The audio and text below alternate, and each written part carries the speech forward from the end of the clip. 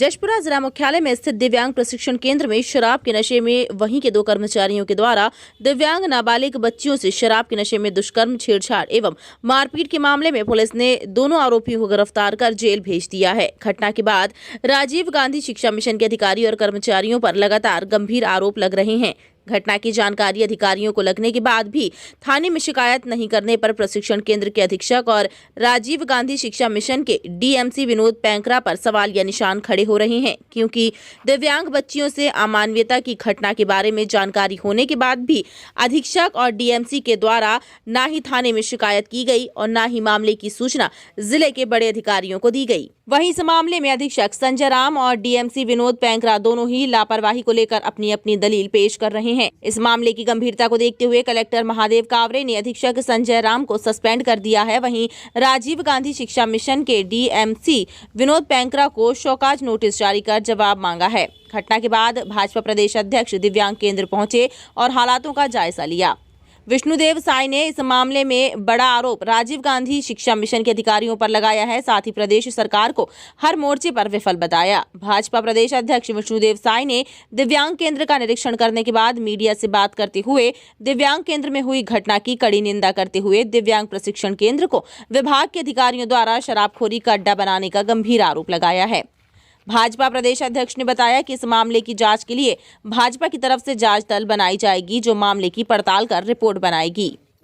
समर्थ दिव्यांग प्रशिक्षण हॉस्टल में दिव्यांग बच्चियां रहते हैं, जहां बीती रात को वहां के एक केयर टेकर और एक चौकीदार के द्वारा, जिसमें केयर टेकर स्वयं विकलांग है, उनके दोनों के द्वारा जो वहां पे निवासरत नाबालिग बच्चियां हैं उनके साथ छेड़खानी की गई, जिनमें 5 बच्चियों के साथ छेड़खानी की गई है और एक बच्ची के साथ दुष्कर्म किया गया है, जिसकी रिपोर्ट पर जांच कार्रवाई करने के उपरांत 376 का मामला और पॉस्को एक्ट के तहत तथा छेड़खानी का मामला पृथक 2 अपराध दर्ज किए गए हैं।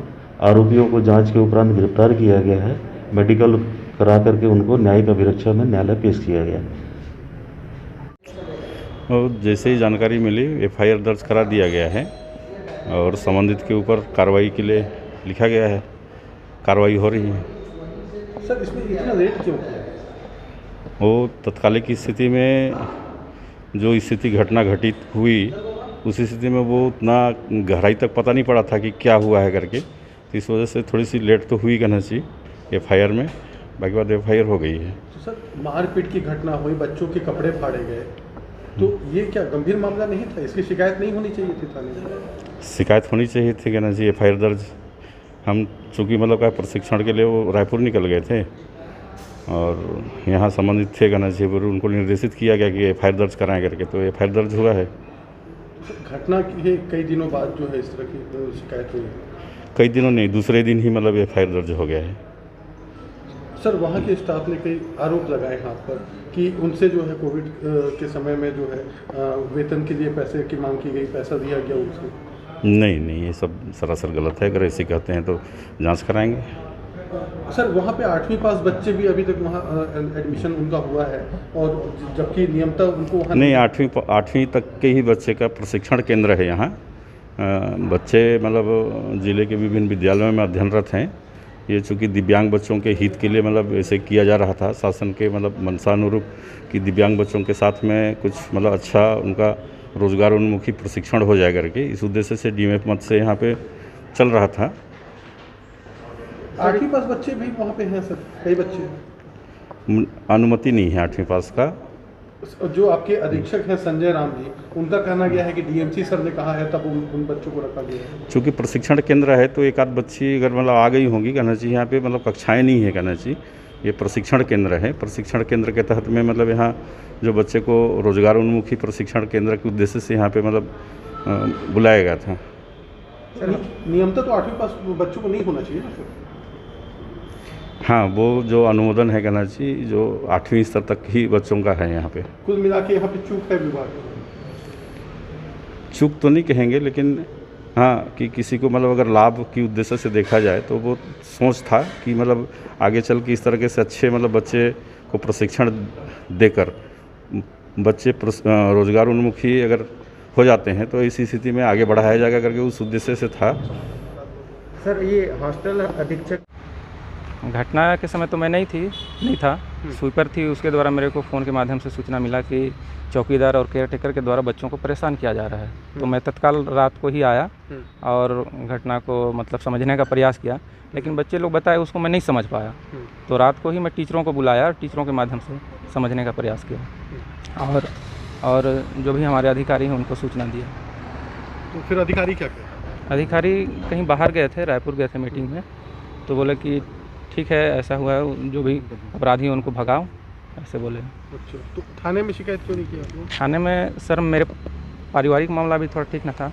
मेरी पत्नी डिलीवरी हुआ तो रात को ही मैं हॉस्पिटल में एडमिट करा दिया था मेरी पत्नी का, तो उधर थोड़ा सा मैं भी तकलीफ़ में था। तो साहब को इसकी जानकारी दिया, फिर दूसरे दिन FIR के लिए करा दिया गया। दूसरे दिन 3 दिन बाद FIR किया? 3 दिन नहीं सर, दूसरे दिन ही करा दिया गया। और यहाँ FIR नहीं लिया गया, PI साहब नहीं थे, उसके कारण कि सुबह जांच होगी कहते बोले। फिर सुबह हम लोग आए। अधिकारियों का ये कहना है कुछ लोगों का कि अधिकारी इसको दबाने में जुटे हुए थे आपके विभाग के। सर इसके बारे में तो मेरे को जानकारी नहीं। आपने अधिकारी को कहा तो अधिकारी ने कहा कि अभी कोई केस वेस मत करो, इसको बाद नहीं, में। ऐसा नहीं कहा गया कि मैं अभी बाहर हूँ, आता हूँ, उसके बाद इस पर FIR करेंगे। अच्छा, वहाँ पे कई वित्तीय अनियमितता की मामला सामने आ रहा है। जितने बच्चे हैं उससे ज़्यादा बच्चों का वहाँ पैसा निकाला जा रहा है। जो बच्चे 8वीं से पास हो चुके हैं उनको बेवजह रखा गया है। सर इसके बारे में तो हमारे अधिकारी बताएंगे। आप अधीक्षक हैं ना वहाँ? सर मैं बच्चों को मेरे द्वारा तो नहीं रखा गया है, अधिकारी के माध्यम से ही रखा गया है। कौन अधिकारी? हमारे जिला मिशन सेवक महोदय। तो 8वीं पास हो गया उसके बाद क्यों रखे हुए? सर वो तो ही बता पाएंगे। वित्तीय अनियमितता की भी कई मामले यहाँ पे सामने आए हैं। कई कुछ लोगों ने बताया है, जो संस्था में कार्यरत है उन लोगों ने बयान दिया है। सर इसके बारे में मेरे को नहीं पता। टाइम 8 छत्तीसगढ़ के लिए जशपुर से तरुण प्रकाश शर्मा की रिपोर्ट।